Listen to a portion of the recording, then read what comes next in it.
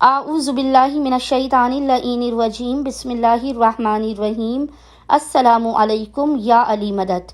مومنین و مومنات کی خدمت میں خصوصی طور پر زمانے کے امام اجل اللہ تعالی فرجہ شریف کی بارگاہ میں 8 شوال انہدام جنت البقیع کی بے پناہ تعزیت پیش کرتے ہیں۔ آج مومنین کی خدمت میں 8 شوال کے دن کا ایک بے انتہا مجرب ترین وظیفہ عمل لے کر آئے ہیں۔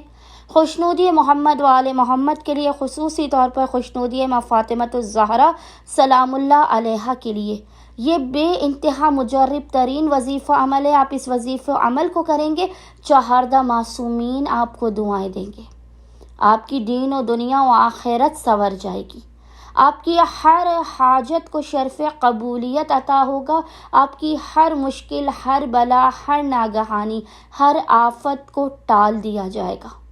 خداوند متعال اس عمل خاص کے صدقے میں آپ کے رزق و روزی میں فراخی عطا کرے گا، آپ پر رحمتوں برکتوں کا، لطف و کرم کا، خصوصی عنایات کا نزول ہوگا۔ مومنین نے خصوصی طور پر چہاردہ معصومین کی خوشنودی کے لیے، محمد و آل محمد کی خوشنودی کے لیے اس عمل کو شب 8 شوال اور 8 شوال کے پورے دن میں جب بھی آپ کو فرصت کے لمحات ملے، آپ نے اس عمل کو کرنا ہے، آپ نے زمانے کے امام کو راضی کرنا ہے۔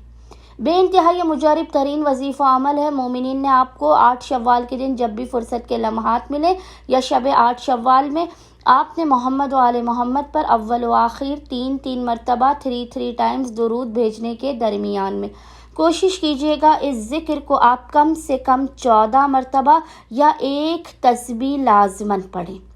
وہ ذکر آپ کو انشاءاللہ تعالی اسکرین پر لکھا ہوا نظر آ رہا ہوگا، اور وہ ذکر ہے اللہم العان اول ظالم ظلم حق محمد و آل محمد و آخر تابع لہ علی ذالک اللہم العان عن الإصابة التي جاہدت الحسین و شایعت و بایعت و تابعت علی قتلہ اللہم العنہم جمیعا۔ اس ذکر کی آپ نے کم سے کم 14 مرتبہ یا زیادہ سے زیادہ 1 تسبیح آپ نے اس ذکر کو پڑھ کے محمد و آل محمد کی بارگاہ میں ہدیتاً پیش کرنا ہے۔ دشمنان اہل بیت پر اور اہل بیت کو ستانے والوں پر آپ نے لعنت بھیجنی ہے زیادہ سے زیادہ۔